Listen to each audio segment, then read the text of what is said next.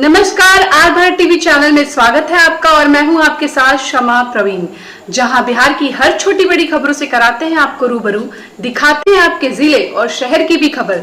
तो चलिए देखते हैं आज की ताजा खबर, लेकिन उससे पहले सब्सक्राइब करें हमारा टीवी चैनल। हमारे साथ अभी विनोद व्यास जी जुड़ चुके हैं। नमस्कार sir, R Bharat TV channel में आपका स्वागत है। अच्छा, जय श्री राम। इस सबसे पहले मैं आर भारत टीवी चैनल को हार्दिक स्वागत करता हूं और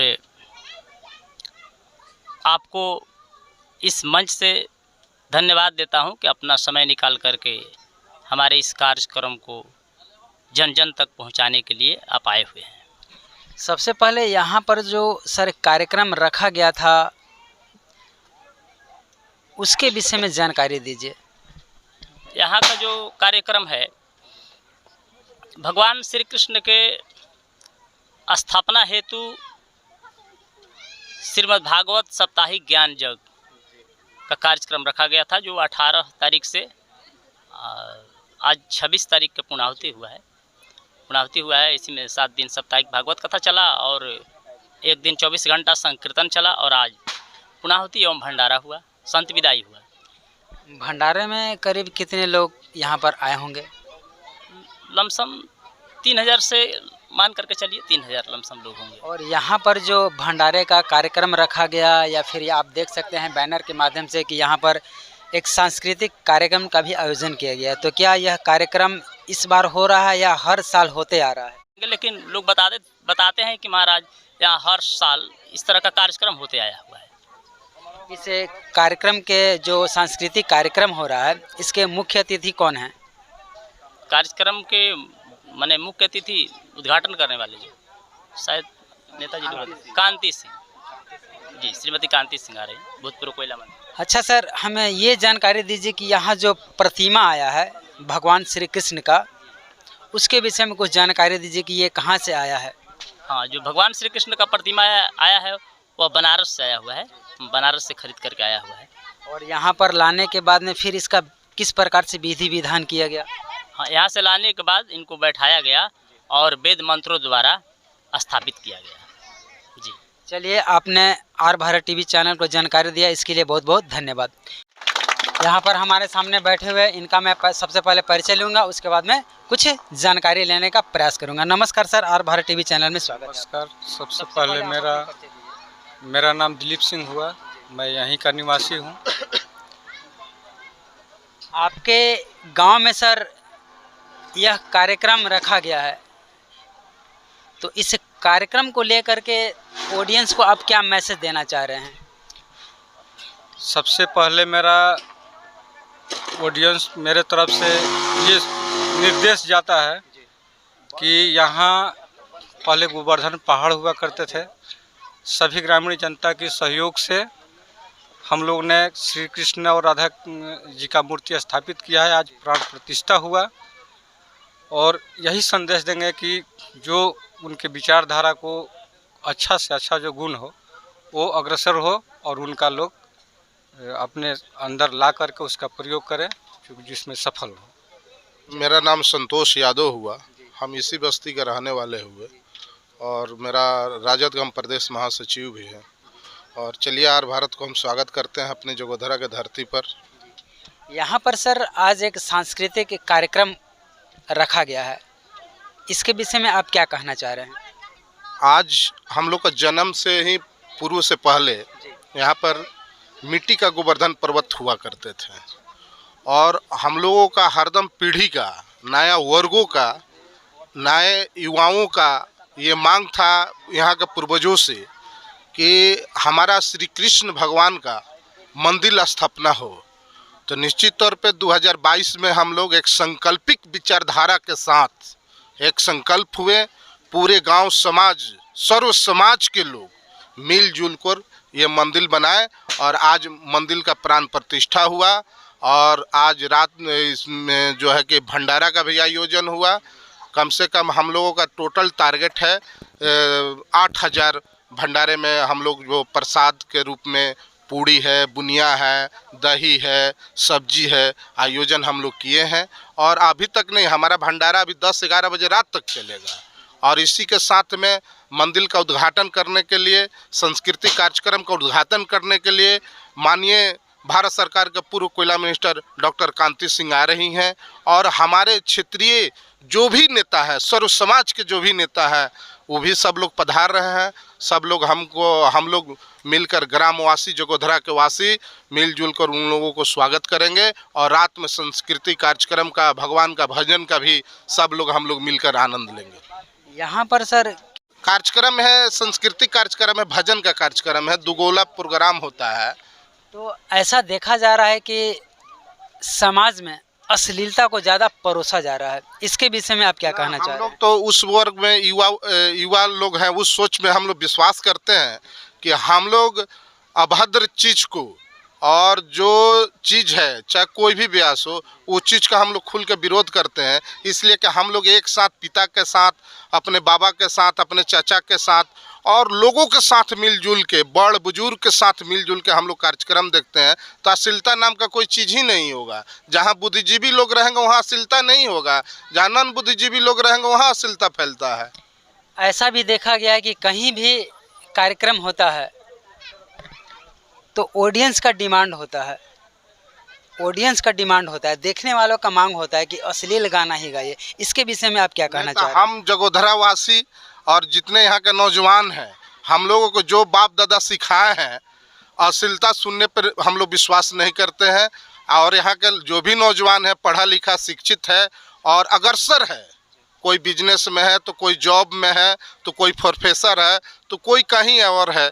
तो लोग यहाँ पे विद्या जो हासिल है, जिसके पास विद्या है, वो कभी भी अश्लीलता पे विश्वास नहीं करेगा। हम रिंकू यादव यहीं डुमरांव बस्ती के डुमरांव बस्ती में रहते हैं। पैतृक निवास जगोधरा ग्राम। आपके ग्राम में सर आज भगवान श्री कृष्ण का मूर्ति आया और उसके बाद में यहाँ पर 7 दिनों से विनोद जी व्यास के माध्यम से प्रवचन और कथा और सत्संग चलता रहा और आज भंडारा भी हुआ। तो इससे मौके पर आप क्या मैसेज देना चाह रहे हैं? हम आज के नवयुवक पीढ़ी को ये मैसेज देना चाह रहे हैं कि जो श्री कृष्ण का जो ये मूर्ति है, राधा कृष्ण का, पहले तो इस पर ध्यान देना होगा कि ये भाई दोनों का प्रेम रहते हुए इन लोगों का अब आपस में वैवाहिक नहीं हुआ। लेकिन ये मूर्ति दर्शाता है कि देखिए प्रेम कितना बढ़कर है, सबसे अधिक बढ़कर प्रेम है। और इसी का ये अथी है। उसके बाद ये मूर्ति ये एक साल में एक बार याद दिलाने के लिए कि जो हमारे कृष्ण भगवान ने अन्याय के विरोध में जो बिगुल फूके थे, उसको याद दिलाने के लिए कि हमारे आगे वाले पीढ़ी, नवयुवक पीढ़ी ये याद करे कि देखिए हम पाखंड के विरोध में हम ऐसा काम किए। उसी की याद के लिए ये हम लोग हर एक साल की भांति इस साल भी इस पूजा का आयोजन किए हैं।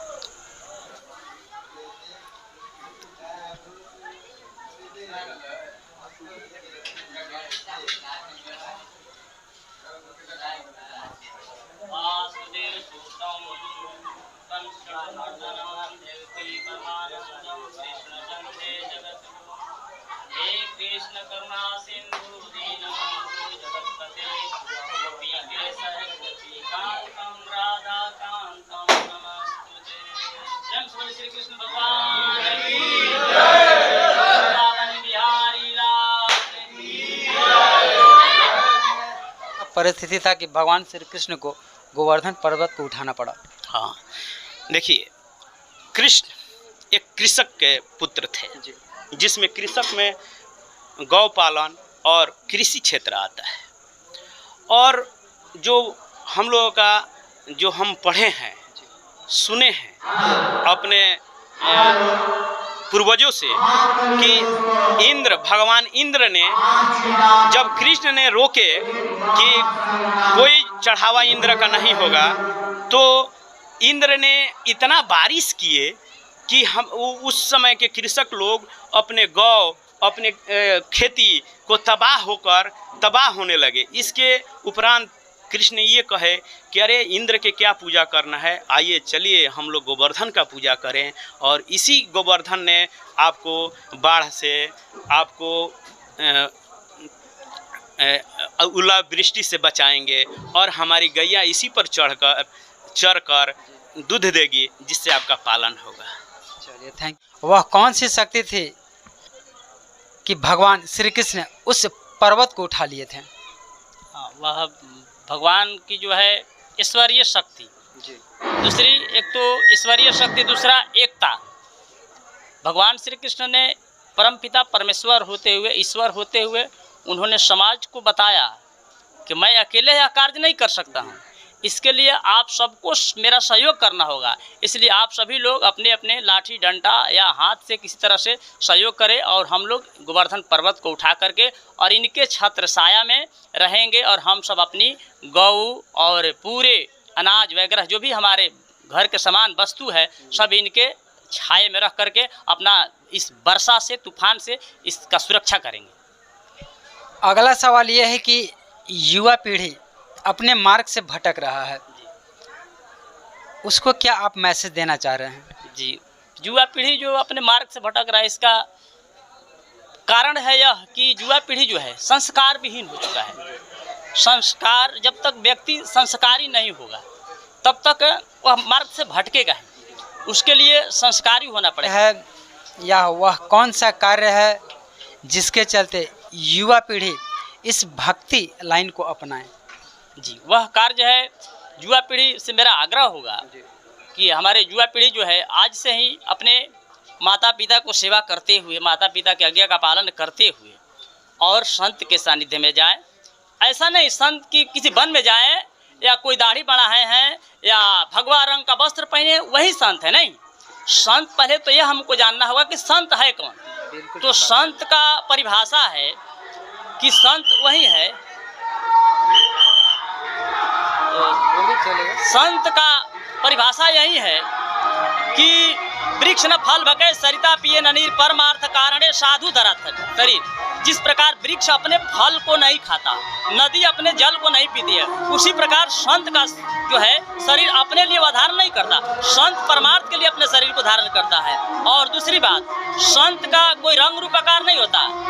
मानस में गोस्वामी तुलसीदास जी बताए हैं कि साधु चरित शुभ चरित कपासु नीरस विषाद गुणमय फल जासु जो सही दुख प्रछिद्र दुरावा वंदनीय जहि जस जग पावा। साधु का चरित्र और कपास का चरित्र का दोनों का तुलना एक समान किए हैं। अभी अभी हमारे साथ एक युवा जुड़ चुके हैं, और आइए मैं इनसे जानने का प्रयास करूंगा कि यह युवा पीढ़ी को अपने माध्यम से क्या मैसेज देना चाह रहे हैं। सबसे पहले आप अपना परिचय दीजिए। जी, मेरा नाम गोलू यादव है, मैं इसी गांव का निवासी हूं। मैं सैनिक स्कूल से पढ़ा हूं, और फ़िलहाल मैं अभी आंध्रा से आया हूं दिवाली के अवसर पे। सबसे पहले तो मैं इन चीज़ों से दूर था, धार्मिक चीज़ों से, पर आज जब आया और ये हमारे गांव में जो इतनी बड़ी समिति जुड़ी हुई है, ये हमारे गुरुजी का देन है। इन्होंने वो ज्ञान दिए सभी को, और ख़ास करके जो मेरे ऐसे लोग हैं जिनको इस चीज़ की बिल्कुल भी कोई नॉलेज है नहीं, तो हमने इनसे जाना। आज मैंने पूछा, सर हमारे मतलब गुरुजी हमारी धर्म होती क्या एक्चुअली में? बिल्कुल बात सही है। एक्चुअली हमारे ऐसे लोग जो हैं जिनके अंदर ज़्यादा हीट ऑफ मोमेंटम है, वो लड़ जाते हैं बातों बातों पे। तो मैंने इनसे जाना, तो इन्होंने बताया कि ये कोई धर्म होता नहीं है हिंदू मुसलमान ऐसे कर करके, एक ही धर्म है, वो सनातन धर्म है, और नेचर से लव करना है, वही हमारा मेन मोटो है। और ये मैं इनसे जाना, मैं चाहूँगा कि मेरे से जो लोग हैं सबको जागरूक हो, और इंस्टेड ऑफ फाइटिंग मतलब धर्म दूसरे धर्म से लड़ने के बजाय हम बाकी सभी लोगों को एकजुट करें और सबको ये मैसेज पास करें कि ये कैसे एक बेटर वर्ल्ड बना सकें, कैसे एक बहुत सुंदर दुनिया बना सकते हैं। बिल्कुल सही। तो ये मैंने अपनाया। मैं भी 20 साल का लड़का हूँ, और मेरे से पता नहीं कितने करोड़ लड़के ऐसे हैं जो बात बात पे विवादों में उतर जाते हैं। और ये जो आप देख रहे हैं, आज आप आए हैं अपना टाइम निकाल करके इस कृष्ण भगवान की जन्मभूमि पे यहाँ पे आए हैं आप। ये जो गोवर्धन पूजा सेलिब्रेट किया जा रहा है हमारे तरफ में, हमारे गाँव में हर साल होता है। कभी पहले से ड्रामा के रूप में होता था, आज दोगोला वगैरह जो भी फंक्शंस रखे गए हैं ये होते हैं। ये इसलिए किया जा रहा है कि हम जाने कि हमारे पूर्वज, हमारे जो भगवान है, मतलब क्या छोड़ कर गए थे। हाँ, कैसे इंस्टेंट मतलब कैसे दिखते हैं। अब हमने तो देखा नहीं है, अब किसी ने उन्हें बनावट दिया है ना, तो मैं अपनाता हूँ, बाकी सब लोग अपनाते हैं। अभी बोलते हैं कि हम लोग मॉडर्न एज में जी रहे हैं जहाँ पे ये सब चीज़ होता नहीं है। तो फिर ये आते कहाँ से हैं? कहीं ना तो कुछ है ना, उसीलिए ये फॉर्म दिया गया है, ये स्टैचू दिया गया, मूर्ति दिया है, ताकि हम याद रखें, अपनी चीज़ संस्कृति को ध्यान में रखते हुए हम आगे बढ़ें। आप उन युवाओं को क्या बोलना चाह रहे हैं जो भक्ति लाइन से भटक चुके हैं? जी देखिए, भक्ति लाइन से भटके नहीं है ये, आपकी बात सही है, बट हम भटके नहीं है। भक्ति हमारे अंदर है, बट वो दूसरे तरीके से है। हम युवा हैं तो हम जल्दी रिएक्ट करते हैं, आप कुछ बोलेंगे हम फास्ट रिएक्ट करेंगे, बट एक्सपीरियंस जो लोग हैं, हमारे सर से बात किया, मैं गुरु से बात किया, ये लोग अपने एक्सपीरियंस से बात करते हैं। जो मैं काम कर रहा हूँ रिएक्ट करके जल्दी से उसको ना करें और टाइम से सोचें। तो आपने पूछा कि युवाओं के लिए क्या कर सकते हैं, तो सबसे पहले ये कहना चाहूँगा कि हम सबको ज्ञान की ज़रूरत है। गुरुजी ने मेरे अंदर गुरुजी ने बहुत सारी गलतियाँ निकाली, खूबियाँ निकाली कि हमारे अंदर ज्ञान की बहुत कमी है। जहाँ तक ज्ञान की बात है तो ज्ञान पाने के लिए लोग जी अदर स्टेट भी जाते हैं। हाँ, वो ज्ञान और इस ज्ञान में क्या अंतर है? मेरा ऐसा मानना है, आई पर्सनली बिलीव कि जो हम दूसरे जगह जाके ज्ञान लेते हैं ना, उससे कुछ होने वाला नहीं है। हम अपने ही भाषा में, अपने ही तरीके से अपने गुरु से सीख सकते हैं, वो बैठे बैठे बिना किसी चीप रेट पे। और हम दूसरे जगह जाएंगे पे करके, टैक्सेस वगैरह देके, कुछ भी करके जाएंगे, जहाँ पे अब गारंटी है कि नहीं मैं सीखूंगा या नहीं सीखूंगा। पर यहाँ पर मेरी कुछ जान ही रही है, उल्टा मुझे मिल रहा है, सीखने को मिल रहा है। और मैं भाग्यशाली हूँ कि मैं इस बार आया और ये गुरुजी मिल गए इस बार, तो वेरी थैंकफुल टू हिम। तो युवाओं को आप किस प्रकार मोटिवेट करना चाह रहे हैं ताकि आपके बातों से वो लोग कन्विंस हो सकें? सर मैं मोटिवेशन का बस एक ही चीज़ बोलूँगा, जैसे मेरे को गुरुजी ने, मैं भी एक युवा हूँ, तो मुझे उन्होंने मोटिवेट किया ये चीज़ बोल करके कि हम जो फील्ड में है, जिस प्रोफेशन में है, उस प्रोफेशन में कामयाब हो और ये अपने धर्म को, मतलब संस्कृति को लेके चलें, कि मैं एक सनातन धर्म का हूँ और सही नॉलेज रखें। इससे पहले मुझे मैं मानता हूँ कि इससे पहले मुझे बिल्कुल भी नॉलेज नहीं था सब चीज़ों का, उल्टा नॉलेज था जो भी था। पर आज मुझे एहसास हुआ कि मैं कितना पानी में था संस्कृति के मामले में। तो आज मैंने सीखा और सर ने भी मेरे को बताया कि आप अपने फील्ड में आगे बढ़ें ताकि बाकी लोग आपको देख करके उसी लाइन पे आ जाएंगे।